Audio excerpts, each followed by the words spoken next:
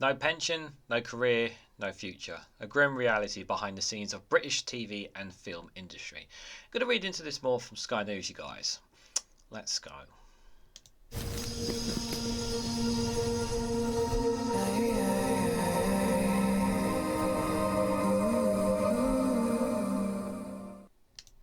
Good morning, good afternoon, good evening, wherever you are in the world. This is Reganelite here with an article from Sky News with the headline that no pension, no career, no future. The grim reality behind the scenes of British TV and the film industry.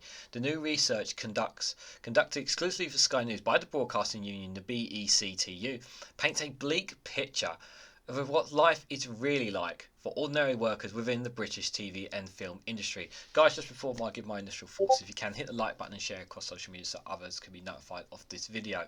So, obviously, I'm not somebody who knows a lot about what goes on behind the British film and TV series, but like many sectors across the spectrum, there have been challenges that many have had to overcome and overface. And I'm very fascinated to read this and get my thoughts are going along the way, because TV and film has obviously evolved and it has changed and it is needed to adapt it over generations and times that have come along.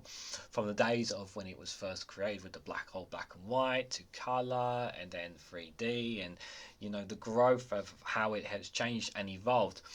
But now there's also a new challenge that's come along, and I don't know how much is going to be talked about in here, and that is the rise of artificial intelligence, guys. And that is something that is potentially a huge threat to the TV and film industry. And not only would I say that as well, actually, I would go too far to say myself, YouTubers, content creators online are actually becoming a bit of a threat to these industries in a way as well, if I think about it. Believe it or not, I'll give you an example. So, I don't watch much like I used to, but I'm a bit of an anime fan. And I used to watch a lot of Dragon Ball Z when I was a kid. There was this guy who's a massive fan of a lot of animes, and he made a film, not completely similar to it with other stuff, and it was so big and so successful. Now the guy's making the film is not there because it got taken off YouTube because of too many copyrights, but when it came out it was a massive thing, and this guy created these amazing stuff. And I've seen lots of YouTubers now, and who make these short niche kind of films, different odd kind of films, and that they can make them on YouTube, and it can even essentially get them into the industry. But at the same time, it can also, I also don't know if it can take away from the industry as well. And I think that might play a part into it. Now, this headline of no pension, no career, no future, that's very worrying. So I think we're talking about in here, we're going to be talking about the ordinary workers here, and about what is the benefits of them being the part of the film industry when they're not getting some of the same entitlements that someone would, the average retail worker, for example, or someone who works for an office or works for the state. And state, yeah, you should get lots of benefits. I know the pay's crap right now in the UK, in particular in certain departments, which we've discussed on many occasions here on this channel, which you can check out in some of my other content. But the fact that there's not a future for them, that's a very worrying trend, to say the least. It is interesting, but let's read a little bit more into it, and I'll dive my thoughts in, because you never know. There might be more to this than meets the eye than just a simple case of things are not going well for ordinary workers. There's always something more behind an article the more you dive into it. So in terms of glamour and escapism, it doesn't get much bigger than the Baftas. Well, this weekend, the great and good film that British cinemas will be ready to party. That'll be last weekend by the time you guys see this. Further down the food chain for those working behind the scenes, and there is little cause to celebrate. New research concluded exclusively for Sky News by the Broadcasting Union, the BECTU, paints a bleak picture of what life is really like for ordinary workers within the British TV and film industry. Thousands got to touch to report a dire shortage of paid work, with much saying they're stressed, some even suicidal, taking on mounting debts to keep it afloat financially. That's horrible. I feel abandoned, one respondent wrote. I've dedicated my life to this career, and overnight, everything I've worked fallen apart. That's horrible. That's horrible. They absolutely. Another explained, the whole experience is making me realise the sheer frugality of the industry, and the money we earn simply isn't enough. I have never known a more dire situation. There is zero work around, wrote another. That's horrible. That's horrible. While certainly in film there has been the assumption that after the STAG AFT after strikes ended last autumn, work should slowly start to resume at the start of this year. For many, that simply hasn't been the case.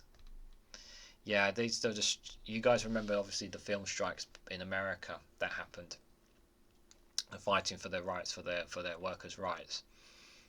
And you would think, yeah, that would have been made an impact on the rest of film and TV industries around the world, but apparently not here from my perspective here. Last September, before the industrial action was over, 74% of the BECTU union workers said they were out of work. Wow, 74%. Now, of the 4,160 people who responded to Sky News and BECTU poll, it would seem little has changed, with 68% writing to say that was still the case. 68%. Those who are booking jobs wrote back to say that their roles are changing, with many saying they are now being overworked and asked to do more for less. I hate this. I hate this thing that's happening more and more in society. People are being asked to work more and get paid less. I hate this premise. It should be a case, if you work hard, you get paid hard. If you work more, you get paid more. That should be the premise. It should always be the mentality thing. It infuriates me when people are asked to work more and get paid less. I hate that premise. I had a breakdown on my last job. We were told positions that are advised seem to roll up about 3 or 4 jobs into one role, and the pay is linked to the most junior role. What? You just expect people to work 60 plus hours on pittance. Another wrote to say, unauthorised overtime is now the norm. I had a breakdown on my last job. The job before that was a common occurrence to see crew crying in the middle of the workshop. Oh my God.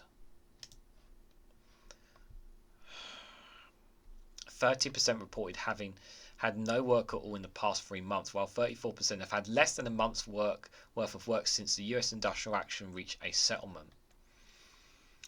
Drill down into those figures in the past 3 months, and freelancers who are black or Asian are less likely to have worked than their white colleagues. We keep having this disparity amongst people's skin colour all the time. I'm so sick of this. 29% of white respondents have not worked at all, compared to 38% respondents who are Asian and 32% of black respondents. I'm at my wit's end. The precarious nature of working in UK production for some has become untenable. This is summed up by one woman who says, as an ethnic minority working mum, it's all for nothing. I feel valueless and aggravated at all those years of working crazy hours and lack of security for nothing. This is really what is being. I guess the question we're asking ourselves as we dive more into this is that what is actually being done? Why is this happening? Why are people being asked to work more for less? Why are people being put in these positions of having to do so much? Why are there not the same benefits that an ordinary worker has? Why has the film industry never had this for workers? Why have they not had them? And should this something maybe be evening? Maybe we have to go. Maybe I'm going to go a bit far here. Maybe it should be something that should be enshrined, I don't know, in British law, saying that they have to have these worker rights. Am I the only one who thinks that? I mean, that's what I'm thinking here. I mean, maybe I'm going a bit too far. But honestly, let me know what you think in the comments as we keep going along, guys, because I do want your thoughts on this, because I really do think it's a cause for concern. This is summarised by one woman who said, as an ethnic minority working mum, it's all for nothing. I feel valueless and aggravated at all these years of working crazy hours, and the lack of security is for nothing. Enough will work after this slowdown. There will be no more diversity. We'll have gone back 20 years in terms of the in terms of only the elite being able to afford to work in the industry. I'm at my wit's end. I feel as though I have to sell my house. My marriage is an understaying and I can't financially contribute. Of those surveyed, 86% reported finding things either extremely difficult financially, 42%, or more difficult than normal. Understandably, it's affecting people's mental health, with more than a quarter saying that we're all really struggling, some of whom responded to say they've had breakdowns or even become suicidal as a result. There is also an increase in people taking on loans or unsecured debt to cover their bills, 23% up from 15% in December. Charlotte School, an assistant costume designer working on the Mission Impossible franchise, told Sky News that while she knew it was unlikely the industry would immediately bounce back after the US strikes ended last year, her worst fears have been realised. I think we all thought what was shooting would come up quickly, but new stuff, we were concerned, and unfortunately it's come true. This is industry across the board.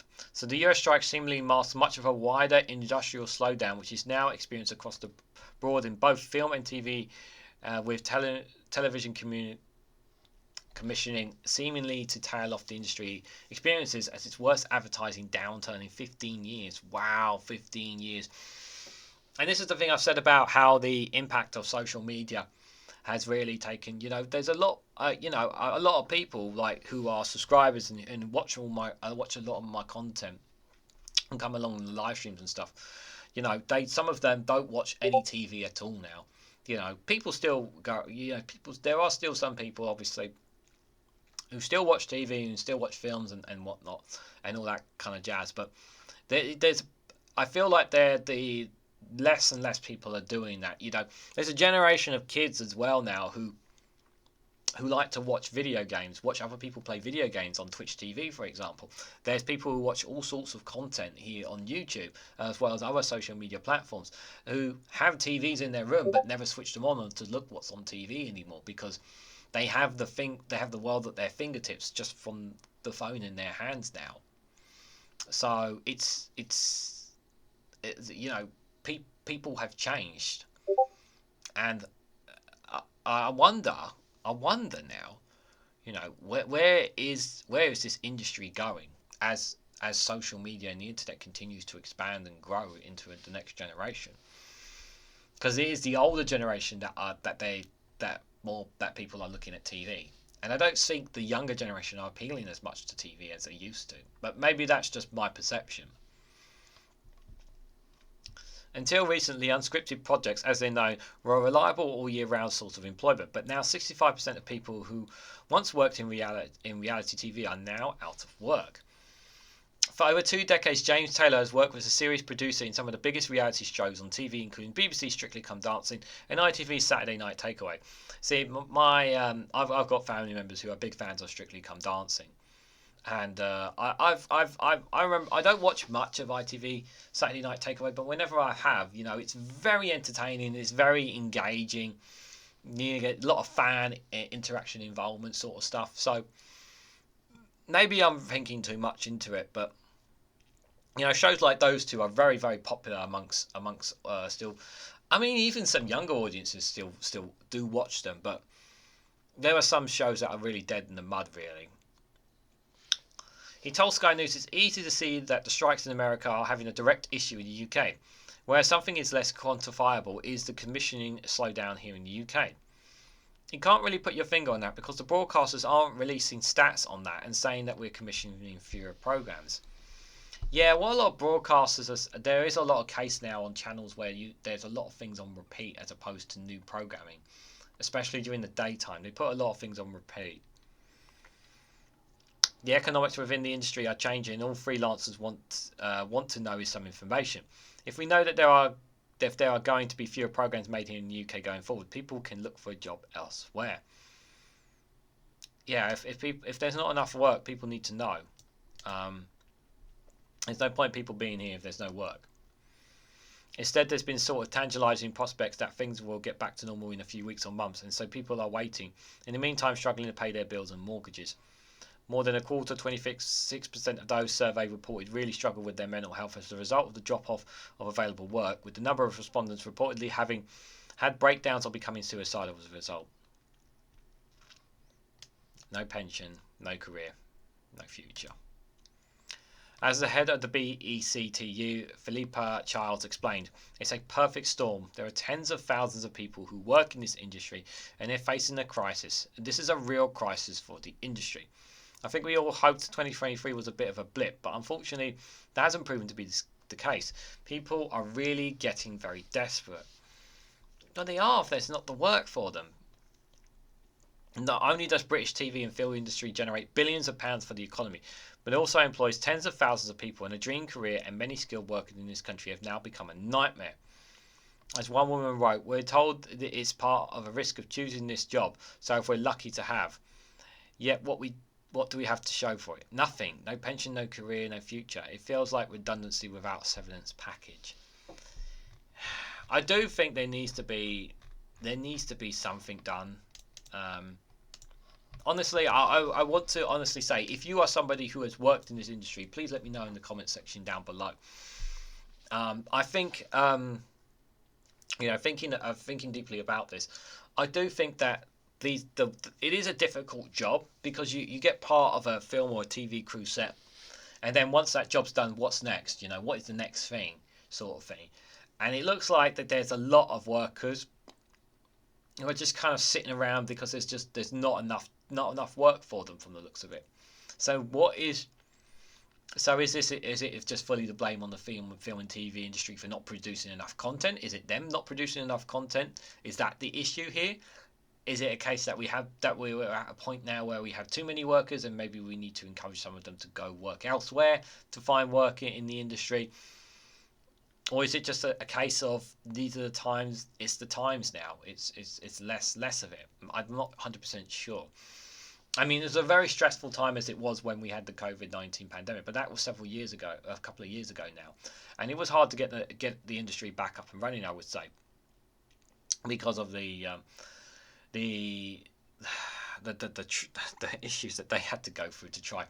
There was lots of things were on repeat because they just couldn't produce any content. Luckily, some was produced before pandemic and whatnot, but I'm not 100% sure a solution to this, but I do believe that there needs to be something here that workers in this kind of industry need to get benefit, need to not just be a part of something, but there needs to be some kind of benefits system to them here. I don't know, maybe some kind of benefit system that they're part of for being in the industry when they're not officially working for a TV series or a film crew or something, to keep their fall back on before they go back into another job, something like that from the benefit system or something, as opposed to them just sitting around waiting for another job. I think there needs to be a general discussion about this. Even from a government perspective, could look at something like this in order to protect these workers who work in this industry. Some kind of something here, because I feel like there's so much more to this than myself knows when it comes to this. But I do think it is one of cause for concern. That is for sure. But what do you guys think? What do you guys honestly think about the British TV and film industry? Let me know what you guys' thoughts are in the comments below. Are you concerned about the future of it? What do you think about the workers? Do you think the workers here don't get enough rights? Do you think they get too much or too less? I'm really interested for those who may have some knowledge behind this to let me know their thoughts in the comments section below, because I do think it's an interesting one to say the least. We have a lot of sectors within the UK right now struggling in terms of things being caused by the government, by austerity, recession, cost of living crisis. So they were not mentioned in this article as well, and these are kind of things that are really hampering the UK right now. So what are your general thoughts? Let me know. If you found this video interesting, please hit the like button, be greatly appreciated. Share it across social media so other people are notified of this video, and subscribe because it really does help support the channel. And if you want to financially support me in the work that I do here, you can do so by becoming a YouTube member for just as little as 99p, or you can even join me on Rumble or Patreon for exclusive content there as well. Thanks so much for watching, guys, and I hope to catch you all very, very soon.